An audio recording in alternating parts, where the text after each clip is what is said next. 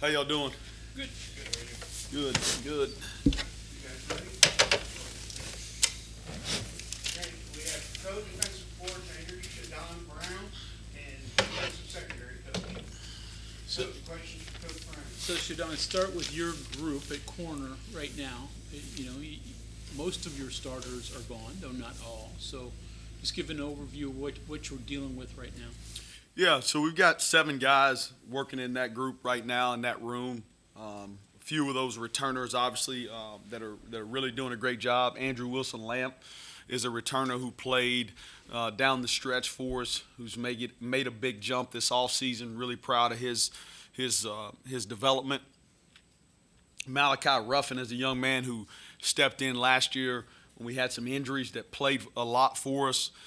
He's back. He's a guy that's played a lot of football on specialty teams as well as on defense. And then we got, obviously, Jacoby Spells is a guy who was a young player last year, a freshman that was thrown into action early, and he was kind of a little bit of a trial and error by fire out there in some games, but he's gotten bigger and he's gotten stronger this offseason, and looking forward to him making a big jump. And then Jalen Shelton is a young man who got here late last year. He arrived in July of last season prior to training camp. Maybe I think he was 7 days out prior to camp. So he came in and he was a little behind everybody else from a developmental standpoint, not only physically but mentally. And last year was a redshirt year for him. He's back this year, obviously. And then you look at the transfers and the newcomers. Montre Miller, transfer from Kent State, is in the fold now with us. He's been here, got here in January. He's doing a great job learning the schemes. He's changed his body. I think he arrived, he was 173 pounds. He's around 188 to 190 already in a short amount of time. So Mike Joseph and his crew and Haley and Nutrition has done a great job with transforming his body. And then Josiah Jackson's a freshman player that's come in from recruiting in the 23 class, who's done a great job picking everything up. Things are really fast for him right now, but he is improving. Today he was able to flash a little bit for us today, so I'm pleased with his progress. And that's the guys kind of rounding out the corner group that I feel like have a chance to be on the grass for us in the fall. Ruffin bounced around a little bit last year. He's played some safety, I know, as well as some corner. First of all, 100% corner now, and what do you see out of Malachi? Yeah, Ruffin is what I call steady Eddie. Ruffin can play multiple positions. He's a coach on the field. He's played college football now, I think, 6 years. So he knows the scheme. We could move him without training him up. We could move him to a new position in the secondary, and he could fit right in. He's doing a great job. He's having to get into more of a leadership role. I'm so proud of that young man for one simple reason. You guys don't know him as well as I know him, but when I first got here 2 years ago, going into my 3rd year, he was very quiet, very introverted, never talked, and now the game of football has given that kid confidence. He walks around with a different aura about him now, and that's really cool to see a young man that you see the game of football really changed, his demeanor and his confidence about going out and being able to attack the world and whatever he chooses to do, but also help us be better on the football field. And he's done a great job, and I'm proud of him. You mentioned speed. That was something you wanted to improve in the cornerback position. Are you seeing it? Yes, I think all those guys have the ability to run.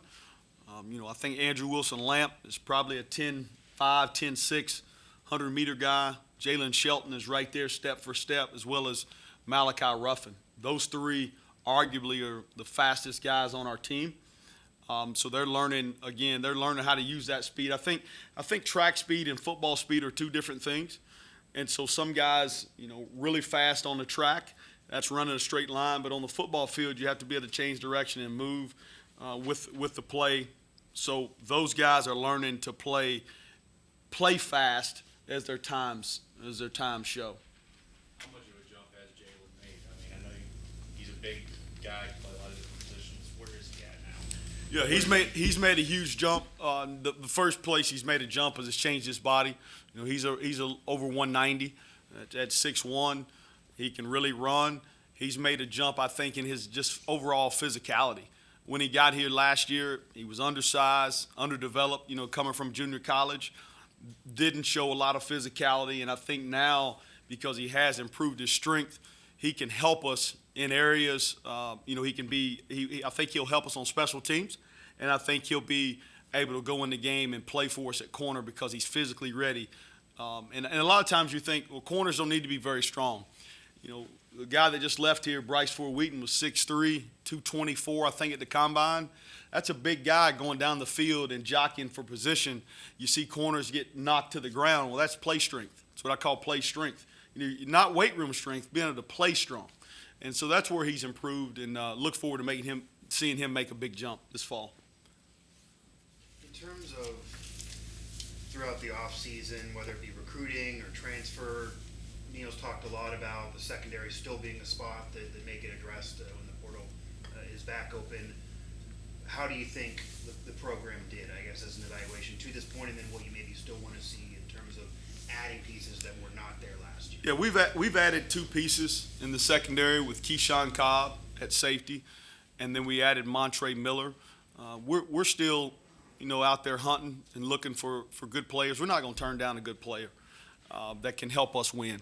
And I think right now we've done a good job with the pieces that we've added, not only on the field but off the field. They're good guys in the locker room, and they work hard on the grass. But we will add a couple more pieces as we get to this next portal window. We will add a couple more pieces to the secondary. Are there particular facets of the secondary that you're really looking We will probably add at least one corner and maybe one safety. It all depends on talent. We won't just take one to take one. We won't take a body. We'll take a guy that makes us better and gives us the best chance to win. Obviously, getting him here as soon as possible will be helpful. Yes, any guy that we bring in up to this point, the target date would be mid-May to get those guys here, get them acclimated, and start working out with our strength staff and learning the scheme. On the Spells front, because he almost became a household name amongst fans a little bit with what he did at the Virginia Tech game. How much better do you think he can be, and the sky being the limit for him, because he already has an impactful play early in his career, and you're talking about how, it was almost before he was ready to make that type of play. Yeah, definitely. It's a lot different coming from high school football, coming to play in Power 5 football out there on the island at corner. And I thought last year he had some plays where he flashed and some plays where he didn't. And that's what I call growing pains. That's any freshman at any position is going to have those growing pains. It's just the secondary, all right? The secondary and the O-line are really the same, right?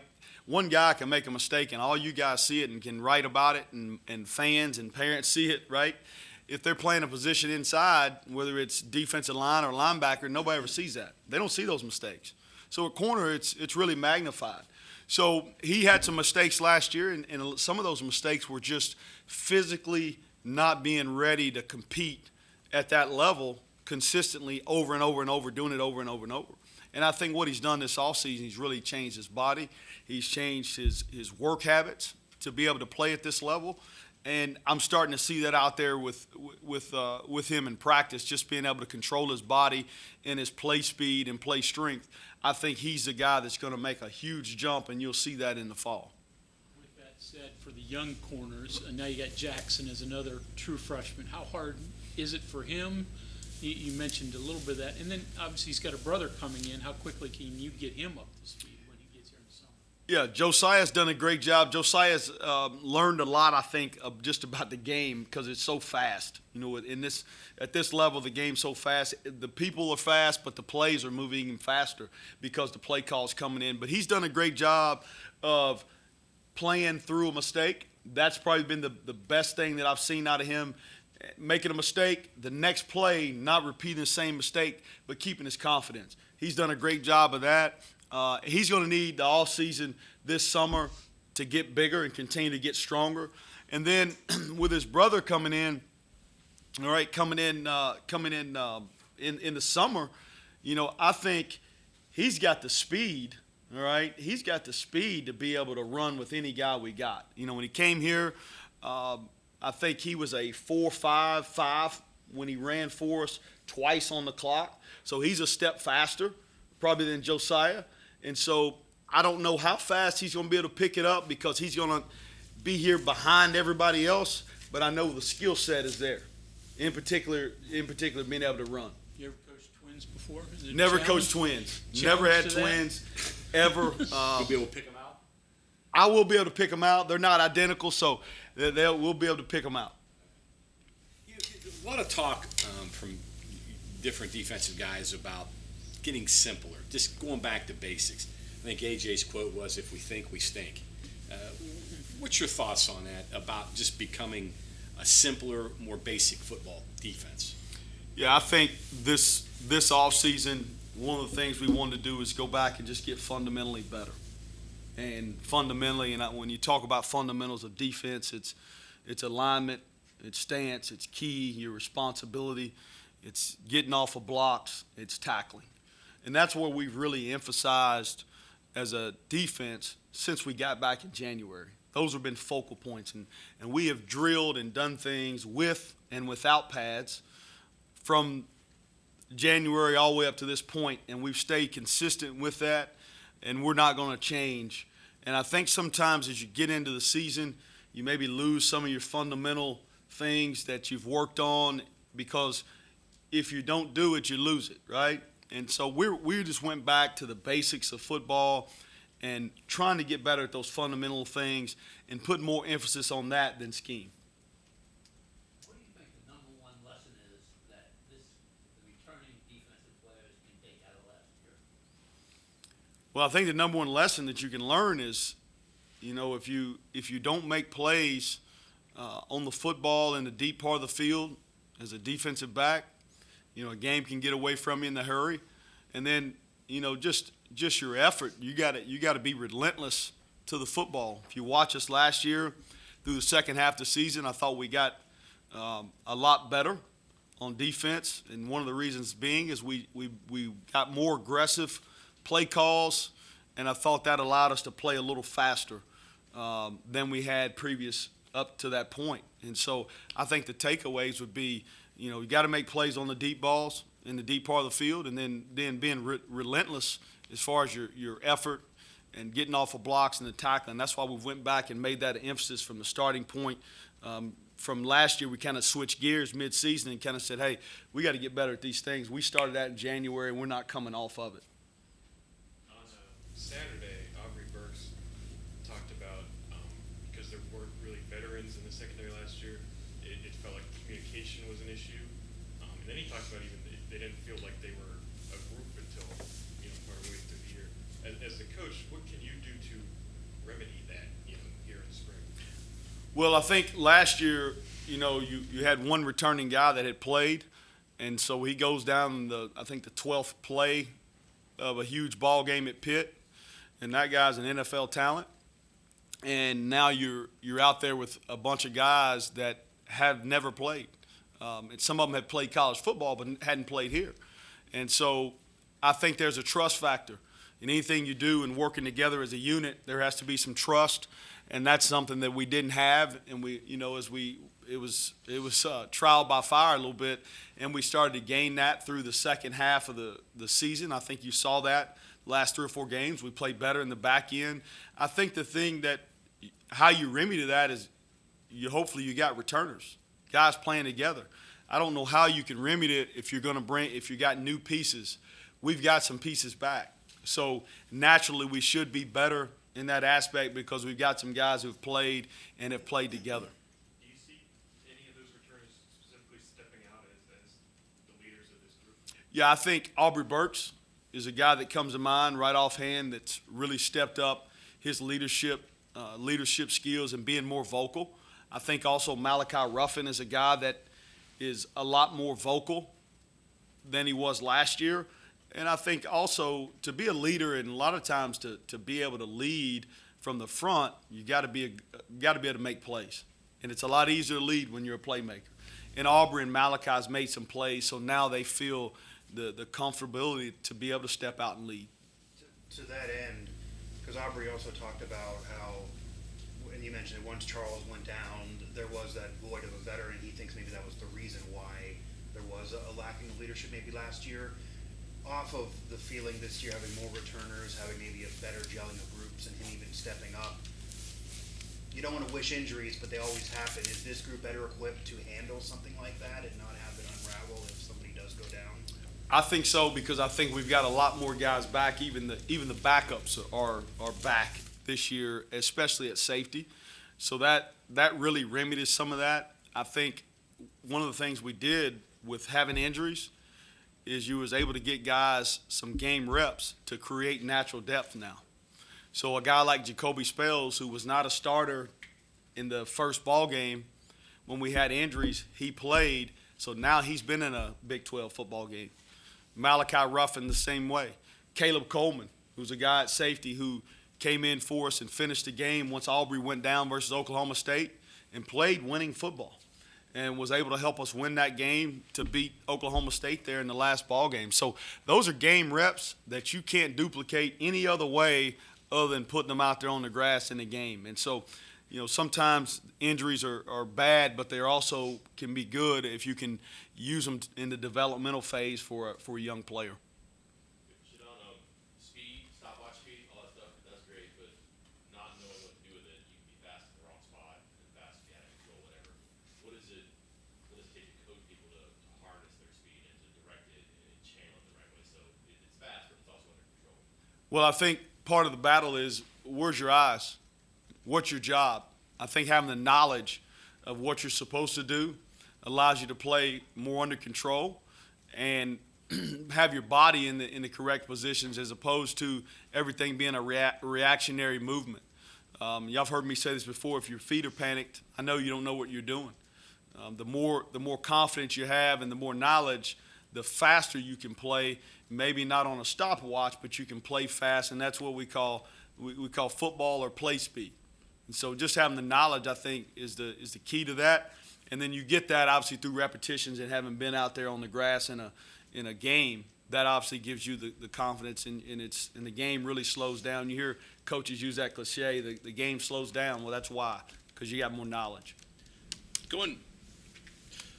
Did coaches turn back the clock a little bit? Like you've traveled the ladder in your career from Cumberland's or places like that, Campbellsville, and I would imagine some of the stuff you're talking about seems elementary, but also kind of necessary. Maybe sometimes when it's high-level major conference, people overlook that or forget it too. Does it ever strike you that the job kind of maybe it changes, but in essence, it's kind of the same? Football is we make it really complicated as coaches.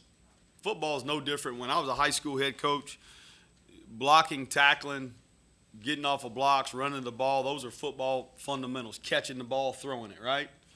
That doesn't change from youth football, middle school, high school, college, pros. If you do it, you'll be better at it, and you always get what you emphasize. And so anything you do, if you emphasize it, you'll get results out of it. And so sometimes you get where you want to make sure the schematics are right and the pieces are right because of things you're seeing on offense as a defensive coach. But sometimes the fundamental things that you go back and look and you go, man, if we were better with our hand placement there, if we were better with our eyes there, if we were better with our ball foot up on a tackle, well, those are all fundamentals. And so your schemes will be better if your fundamentals are better. And so that's, I think, to answer your question, fundamentals don't change at any level of football. You ever go back to that stuff? Revisit old notebooks or coaching stuff that you might have picked up in smaller divisions or even high school? I do. I go back to some of those things, and I look back at stuff every year, and I think every year you got to look at it as a clean slate, look at it as a player as a clean slate. Don't ever assume that he knows or he's great at this or great at that. Go back to a clean slate and build from the bottom up to try to get that player to where he's game ready. And I think that's what we've tried to do with this entire football team is go back and reset and get everybody game ready from a fundamental standpoint. Something Neil has talked about a lot is giving up too many explosive plays. Does that come back to what you're talking about, fundamentals and just knowing where to be and how to use your speed and stuff like that? Yeah, well, a lot of times explosive happen because of a missed tackle. There's a ball thrown the flat, you miss a tackle, and it goes from being a 5-yard gain to a 50-yard gain. Well, that's a fundamental. Explosives happen because a guy doesn't get off a block in his gap, and he's out of his gap because he didn't use his hands. Well, getting off a block is a fundamental, and so that creates explosives. And then obviously you have the explosives where somebody busted a coverage, all right, did the wrong thing. Those are different, right? But the fundamental things, if you go back, 8 out of 10 explosive plays are going to be a fundamental issue. It's not a schematic issue. Is it hard to improve those fundamentals when you can't tackle like you used to? I mean, you guys haven't tackled a ton this spring, and that's just the rule. But is it hard to improve there? It is definitely hard to improve. It's kind of like your golf swing, right? If you go out, some of you guys who try to play golf, if you never work on driving, you always work on your short game, are you going to be good at the drive? Probably not, right? So you can't tackle every day. Like the old days, you tackled as much as you want, right? And now the way the rules are set, you try to tackle with bags, and you try to tackle technique and tackling posture. But there's no substitute for being able to go body on body and taking a ball carrier to the ground. And we do that as much as the rules allow us, but everybody else is playing with the same rules as well. So I'm not going to make an excuse that because of the rules, we're not a great tackling defense. Everybody's got the same rules, and we got to coach those fundamentals better than everybody else to be great at it. Right now, it's about getting better and about you guys, but at some point you have to transition to a really difficult season opener against a very good team in their place. When does that begin to ratchet up and the sense of urgency with your guys take place? Well, I think there's a sense of urgency every day because our head coach is going to make sure we have a sense of urgency every day. But I think right now we're working on us. We won't switch gears to Penn State until the summer. We've got plenty of time to get ready for that one and our schedule. But right now we're worried about West Virginia, and that's our every day. It's us against ourselves, and trying to make each other better and be more competitive as a football team. And that's where our focus is right now. We don't talk about Penn State at all. We got plenty of time. We don't talk about our Big 12 opponents. We're just staying in the moment and being where your feet are is kind of our mantra. And right now it's spring football, and that's we don't have to play anybody, and we're going to be 0-0, and we're just trying to win the day. What's the benefit of having continuity within the defensive staff? Because I think you guys have all been here at least 3 years like yourself. Yeah, I think continuity in defense staff is big because we kind of know the strengths and weaknesses of each coach. I think it also allows us to be able to be transparent and bounce ideas off of each other, or try to make suggestions to each other to make each coach better. I think whenever you can have that, this defensive staff has probably been the best staff that I've been around as far as guys being able to coach each other up and not take it personal, and also guys being able to feel free in the room to make suggestions, or say, hey, what about doing it like this? And I think that's positive. It's healthy. This really is an ego game, and more than you guys would know. But the thing that I like that Coach Leslie has done is he's made that room inclusive, which allows everybody to stay together. And we're not going to be better if we're not together, right? So we're going to stay together and be tight and be back to back and keep fighting, and we'll be better. To that end,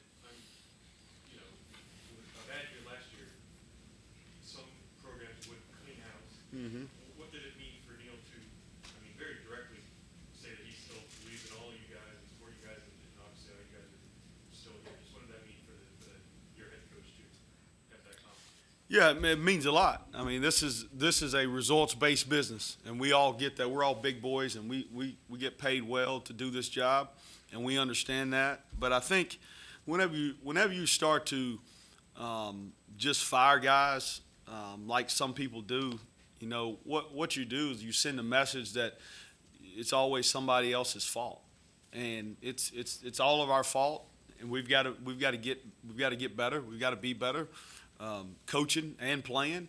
And I think as you start to look across the country, I think, and I always look back to people that have just gotten a lot better. You look at Tulane, they were 2-10 the year before. They didn't fire anybody, and they turned it around and won, I think, the Sugar Bowl. All right, and I think sometimes we get excited and we want to jump the gun because that's the right negativity sells in y'all's business, right? And so if you fire somebody, y'all get more clicks, all right? Or if you write an article about firing a coach, we get more clicks. But sticking with the guy's like, oh, that's boring, right? So I think sticking with us tells us a lot. It tells us a lot that he has trust in us. Also tells those players that that the head coach has confidence in their coach, and hopefully that leads to better results. I promise you this: we didn't forget how to coach. Go back to 20 and go back to 21, all right? And before I got here, the school that I was at previously, we were 17th in the country in pass defense. All right, so I didn't forget how to coach. All right, so I got to coach better last year, but I promise you I didn't forget how to coach. So we'll be better, and that goes for all those guys in that room. We didn't forget how to coach because we wasn't writing those articles in 21 that the defense wasn't good, right? So I promise you we didn't forget how to coach. It's the same guys, and we're coaching just as hard. We've got to adjust some things that we're doing because of players and how we coach them, but we'll get better, I promise you. Okay, anything else from Coach? All right, thank you very much. All right, thank you guys.